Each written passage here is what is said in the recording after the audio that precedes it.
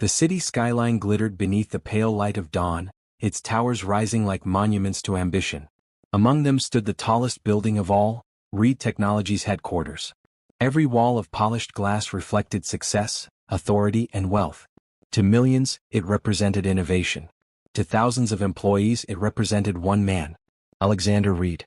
At 34 years old, Alexander had inherited one of the world's fastest-growing technology companies after his grandfather's passing.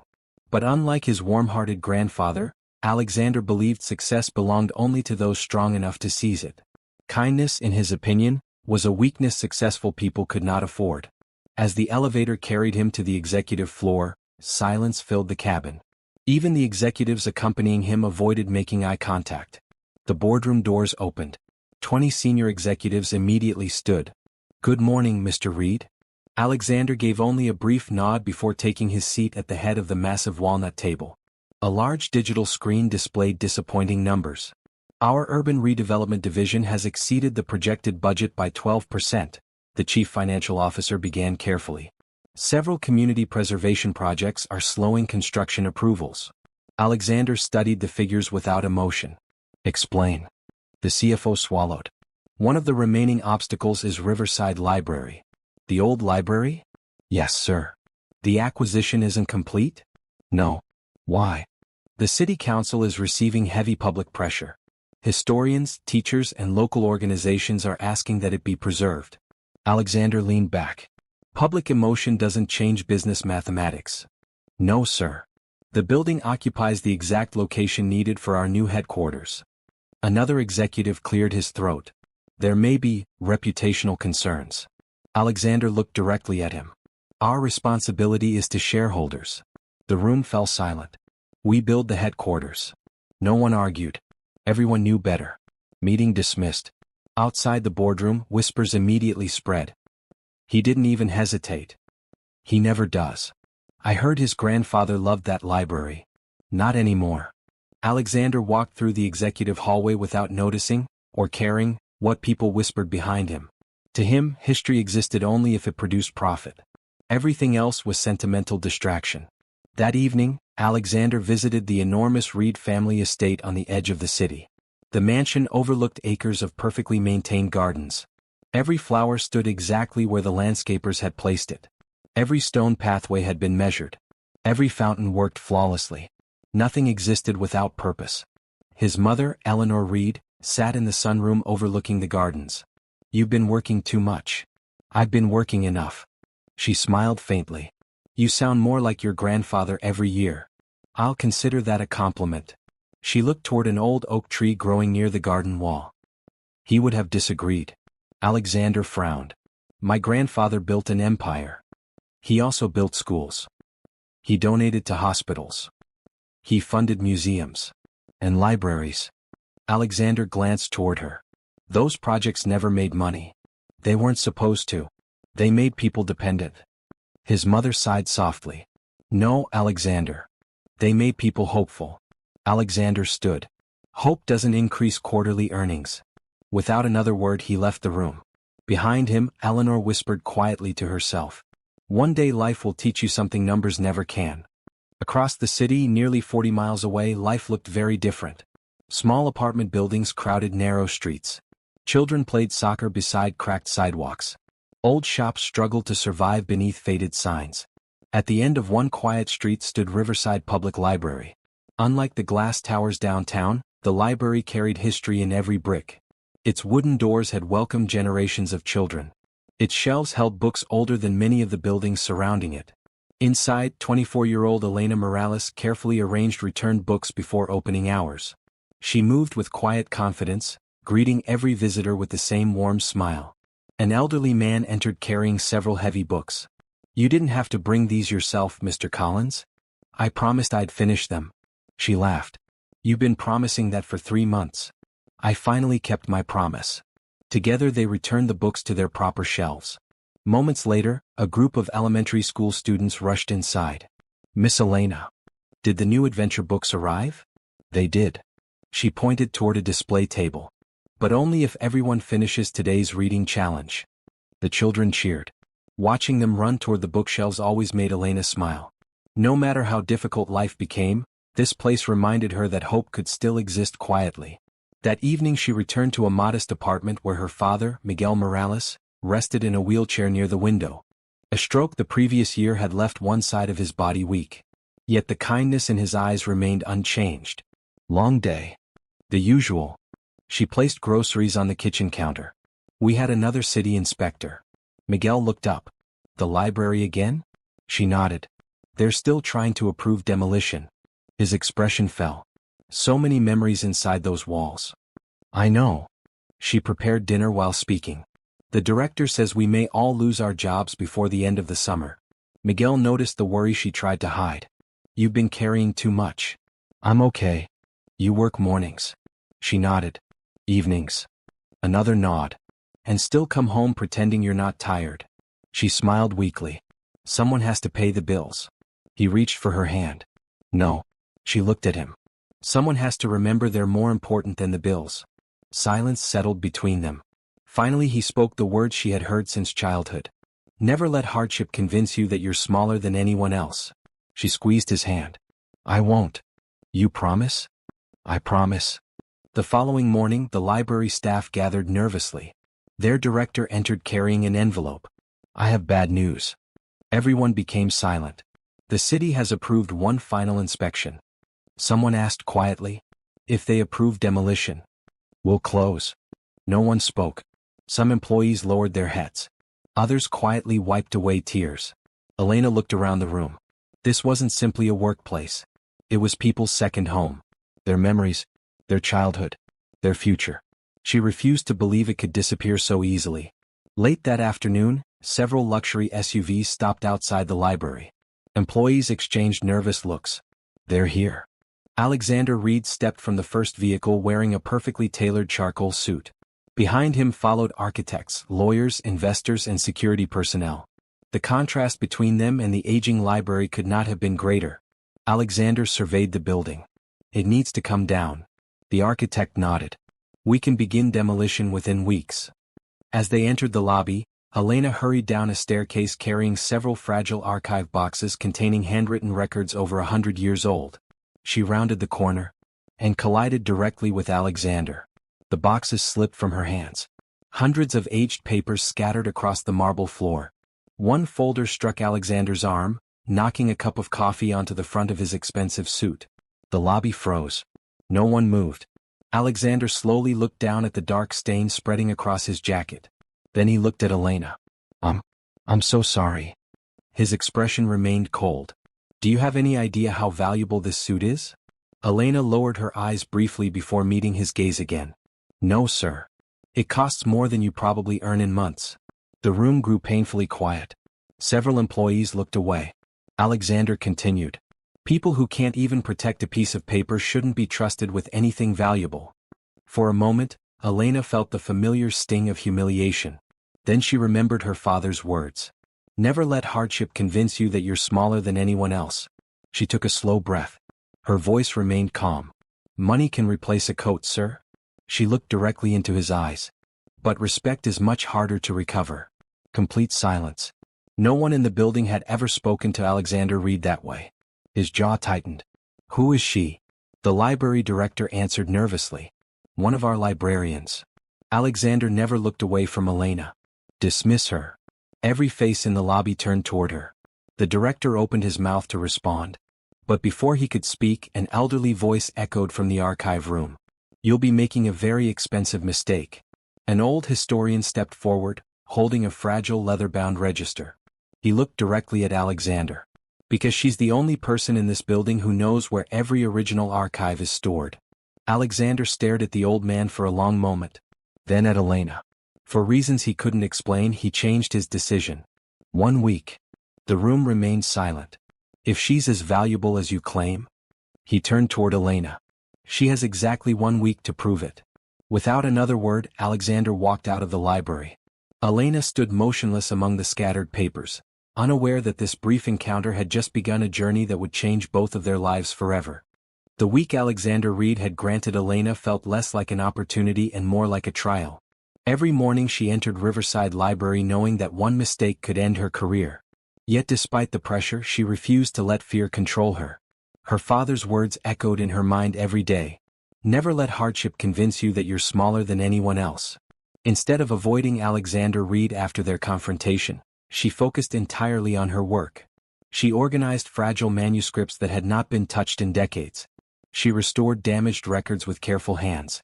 She guided visitors through shelves filled with forgotten history. And little by little, everyone around her noticed something Alexander had failed to see. She never helped people because she expected recognition. She helped because that was simply who she was. 2 days later, Alexander returned to Riverside Library with another team of architects. Construction deadlines were approaching, and he wanted one final inspection before authorizing demolition. As he entered the reading hall, he expected silence. Instead, he found something unexpected. Elena sat on the floor surrounded by nearly 20 children. She wasn't shelving books. She was reading a story. The children listened with complete attention, laughing at every funny voice she created. One little boy noticed Alexander standing nearby. "Miss Elena." She looked up. The children turned around. Alexander remained standing with his hands folded behind his back. One little girl smiled at him. "Do you want to hear the ending too?" Several children giggled. Alexander almost smiled. "Almost. I have work to do." The little girl nodded seriously. "So does Miss Elena." Without another word, Alexander continued toward the archive department. Yet for some reason he found himself thinking about that little conversation for the rest of the day. Later that afternoon, heavy rain began pouring across the city. The library remained open as people hurried inside seeking shelter. Among them was an elderly homeless man whose clothes were soaked. The security guard approached him. "Sir, this isn't a shelter." The old man lowered his head. "I just wanted somewhere warm until the rain stops." Before anyone else could speak, Elena walked over carrying a clean towel and a cup of hot tea. "He's welcome here. The rules? I'll take responsibility." She helped the man sit near the fireplace in the reading lounge. Several visitors quietly watched. Alexander, who had been reviewing architectural plans nearby, noticed everything. She never looked around to see who was watching. She simply helped. That puzzled him. In his world, almost every action had a purpose. Every favor expected something in return. Every investment demanded profit. Yet Elena seemed different. The following morning Alexander arrived earlier than usual. As he crossed the courtyard, he noticed Elena kneeling beside the library garden. The flowers had begun to wilt after weeks without proper care. She carefully watered each plant before opening hours. "You aren't the gardener." She stood. "No." "Then why are you doing his work?" She smiled slightly. "He hasn't been able to come since his surgery. You aren't being paid for this." "No." Alexander looked around. "Then why?" She gently brushed dirt from her hands. "Because flowers don't stop needing water simply because someone is sick." Alexander had no response. He simply walked away. But her words remained with him. Over the next several days, strange changes began happening inside Alexander. He found himself asking questions he had never considered before. Why did employees smile more when Elena was nearby? Why did children run toward her? Why did elderly visitors know her by name? Why did complete strangers trust her so easily? No financial report could explain any of it. One afternoon his assistant approached him. "Mr. Reed?" "Yes." "The demolition permit is ready." Alexander stared at the folder. Instead of signing immediately, he hesitated. His assistant looked surprised. "Sir? I'll review it tomorrow." It was the first deadline Alexander Reed had postponed in years. Meanwhile, Elena spent her evenings restoring forgotten archive boxes stored beneath the library. Dust covered every shelf. Many documents hadn't been opened in decades. One night she discovered a locked wooden chest hidden behind collapsed shelving. The brass lock had long since rusted away. Curious, she carefully lifted the lid. Inside were dozens of leather-bound financial ledgers, old property deeds, personal letters, newspaper clippings. Every document carried the Reed family name. She carefully opened the oldest ledger. Inside was a handwritten signature. Victor Reed, Alexander's grandfather. She continued reading. The pages described donations made secretly to schools, hospitals, orphanages, and libraries across the country. She frowned. None of this matched the ruthless corporate image everyone associated with the Reed family today. Then she reached the final page. Folded inside rested a handwritten letter. The paper had yellowed with age. Its ink had faded. But every word remained readable. If one day my family forgets that knowledge belongs to everyone. Elena slowly continued reading. Remind them that wealth should protect wisdom, never destroy it. She stared at the page in disbelief. The library wasn't standing in the way of the Reed family's legacy. It was part of that legacy. The next afternoon Alexander returned unexpectedly. He found Elena alone in the archive room studying old documents. You've been spending a lot of time down here. She looked up. I'm cataloging records before construction begins. He noticed several ledgers on the table. My grandfather's handwriting. She nodded. I believe so. Alexander stepped closer. He hadn't seen those journals since childhood. My grandfather rarely spoke about business at home. He didn't write much about business. She gently turned another page. He wrote about responsibility. Alexander looked uncomfortable. What exactly are you implying? I'm not implying anything. She carefully handed him the letter. I think he wanted you to read this. Alexander unfolded the paper. His eyes moved slowly across every sentence. Silence filled the room. When he finished reading, he read it again. Then a third time. 4 years he had believed demolishing Riverside Library honored progress. Now he wasn't so certain. He folded the letter carefully. Where did you find this? In the archive chest. He looked toward the shelves surrounding them. My grandfather never mentioned any of this. Maybe. She hesitated. He expected someone to discover it when the time was right. Alexander looked at her. For the first time since meeting her, there was no arrogance in his expression. Only confusion. Unfortunately, they were not alone. Standing quietly outside the archive room was Marcus Reed, Alexander's cousin, a senior executive within Reed Technologies. Marcus had been watching unnoticed for several minutes. His smile disappeared the moment he saw the old ledgers. That evening he made a phone call from his office. So she found them. The voice on the other end answered. What documents? My uncle's old archive records. Is that a problem? Marcus stared out the window. It could become a very expensive one. What do you want us to do? Find out exactly how much she knows. He ended the call. His face remained calm. But inside, for the first time in years, Marcus Reed was afraid. The following morning rumors spread through company headquarters. Employees whispered that the young librarian was manipulating Alexander. Some claimed she wanted money. Others claimed she planned to stop the headquarters project for publicity. Alexander overheard the gossip but said nothing. Late that evening, as Elena prepared to leave the library, she found him waiting outside beneath the old stone entrance. Rain clouds covered the sky. Streetlights reflected across the wet pavement. I've been looking for you, Alexander said quietly. She stopped. I wanted to return these. He handed her Victor Reed's journals. You should keep them safe. She accepted the books carefully. I have one question. She nodded. Why didn't you sell these? She looked genuinely surprised. They're your family's history. They could be worth a fortune. They're worth more than money. Alexander remained silent. Then she added softly. Some things become priceless because they remind people who they were before success made them forget. Those words struck him harder than any business failure ever had. As Elena walked away into the evening rain, Alexander remained standing outside the library, holding only one thought in his mind. For the first time in his life, he wasn't questioning the value of an old building. He was questioning the values by which he had lived his entire life. Far away, inside his luxurious office, Marcus Reed watched security footage from the library. His expression darkened. The librarian was no longer simply protecting old books.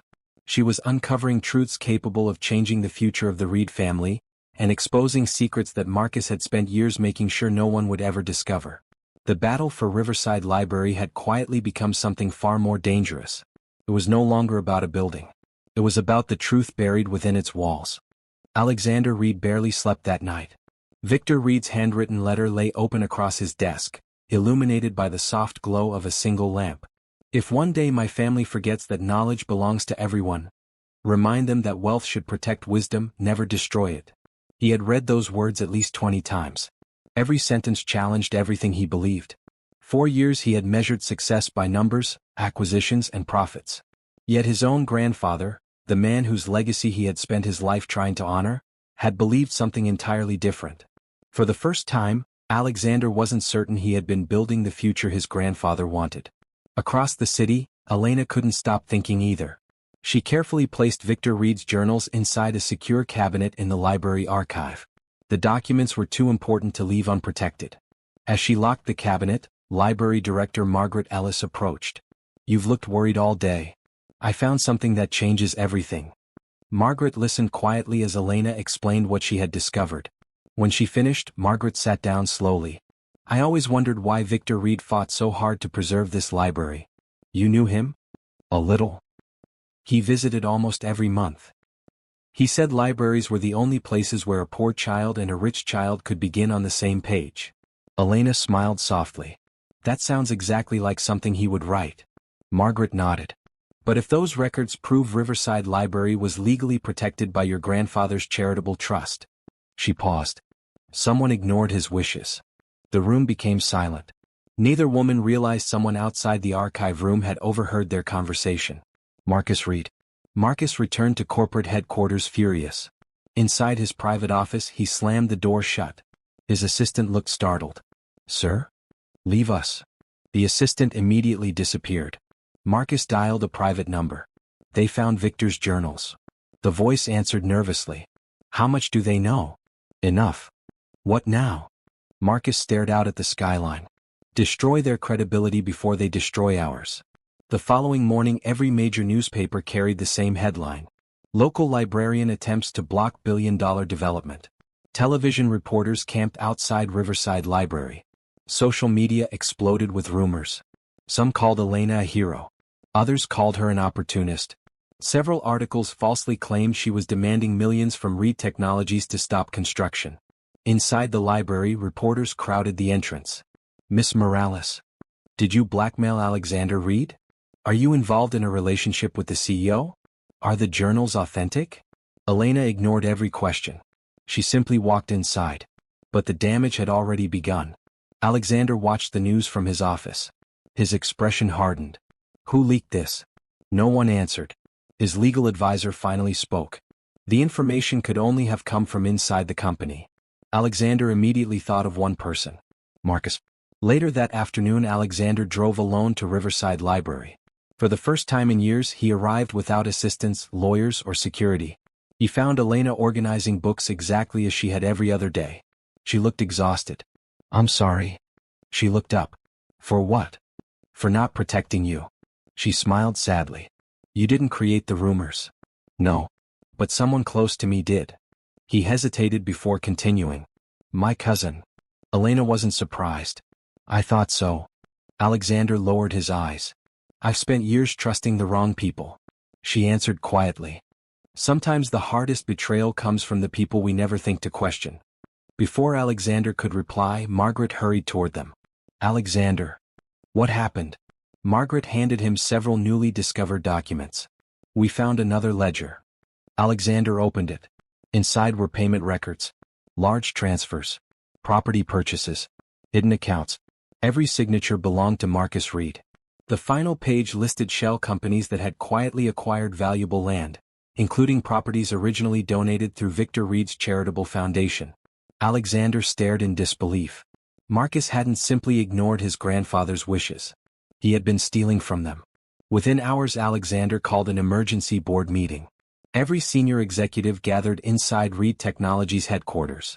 Marcus entered confidently. He smiled as he took his seat. "What seems to be the emergency?"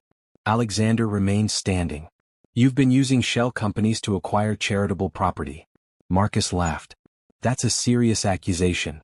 Alexander placed Victor Reed's journals on the conference table. "My grandfather documented every donation." Marcus's smile disappeared. Alexander continued. "So did your accounting records." Several board members exchanged nervous glances. Marcus leaned forward calmly. "Interesting documents. But old papers don't prove fraud." Alexander nodded. "They don't." He pressed a button on the conference table. The large screen behind him illuminated. Dozens of financial records appeared. Corporate transfers, property registrations, hidden ownership structures. Forensic accountants had worked throughout the night verifying every transaction. One board member whispered, "My God."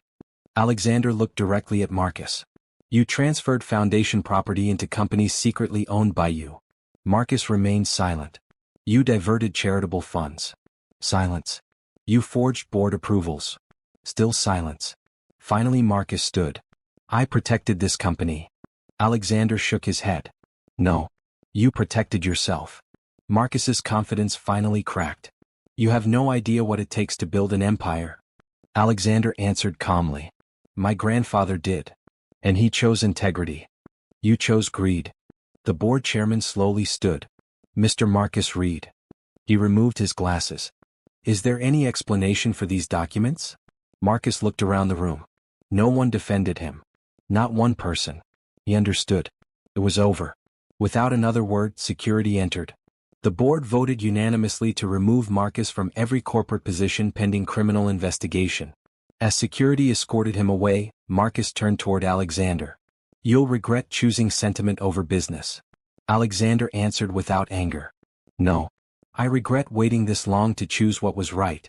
The following week Alexander held a public press conference. Journalists from across the country filled the auditorium. Everyone expected another corporate announcement. Instead, Alexander stepped behind the podium carrying Victor Reed's letter. For many years, he began. I believed success meant building the tallest buildings. He paused. My grandfather believed success meant building stronger communities. He looked directly into the cameras. Today Reed Technologies is permanently withdrawing plans to demolish Riverside Library. The room erupted with surprise. Instead of waiting for silence, Alexander continued.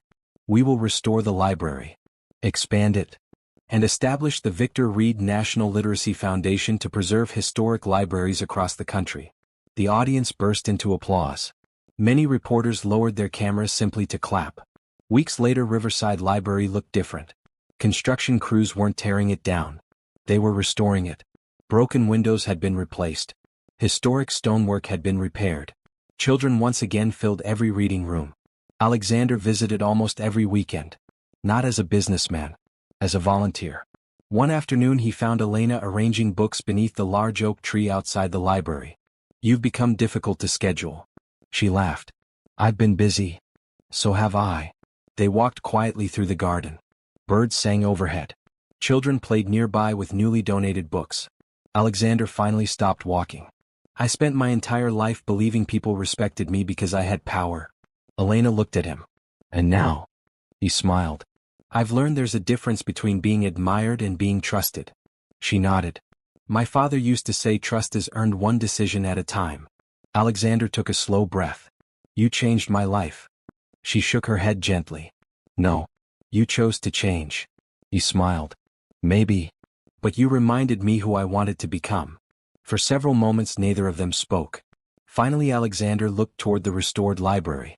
When I first walked into this building, I thought it was standing in the way of my future. He looked back at Elena. It turns out, it was leading me toward it. She smiled warmly. And where does your future go now? Alexander laughed softly. I don't know. But I'd like to find out with you. Elena looked into his eyes. For the first time since they met she saw no billionaire. No CEO. No powerful businessman. Only a man who had finally learned that kindness wasn't weakness. It was strength. She reached for his hand. I think my answer is yes. Months later, the Victor Reed National Literacy Foundation officially opened its doors, funding libraries, scholarships, and community learning centers across the country. Alexander no longer measured success by skyscrapers or quarterly profits. He measured it by every child who discovered a love of reading, every family helped through education, and every life transformed by opportunity. As for Elena, she never sought fame or recognition. She simply continued doing what she had always done, helping people without expecting anything in return. She had entered Riverside Library afraid of losing her job. She left having uncovered a forgotten legacy, saved a family's honor, exposed years of corruption, and inspired one of the most powerful men in the country to redefine what true success really meant. And in the end, the greatest fortune either of them found wasn't hidden in bank accounts or corporate empires. It was found in truth, compassion, and the courage to choose what was right when it mattered most.